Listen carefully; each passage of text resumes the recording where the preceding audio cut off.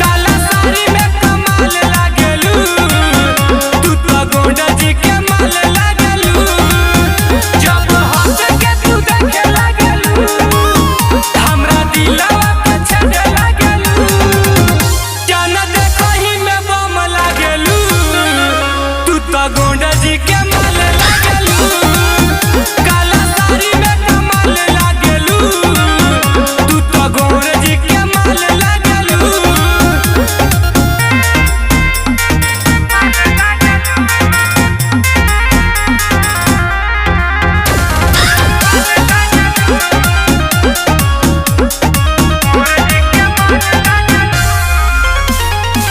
करेलू जब तू सिंगार रानी, एही यादा को पागल हम बानी। ओठवा में लाली लगा के चलेलू, लइकन के पीछे घुमावत चलेलू। कौनो परी से ना कम लागेलू, अमर पाली के बहिन लागेलू। जान देखही में बम लागेलू, तू तो गोंडा जी के माल लागेलू। काला साड़ी में कमाल लागेलू, तू तो गोंडा जी के माल लागेलू।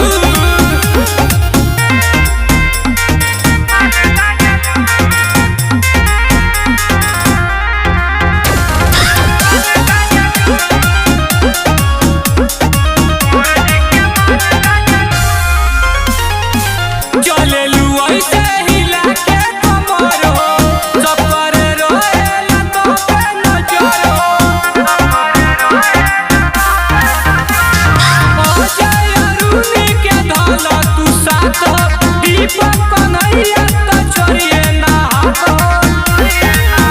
टुनी टुनी के दीवानी लागेलू, उनका दिलवा के रानी लागेलू।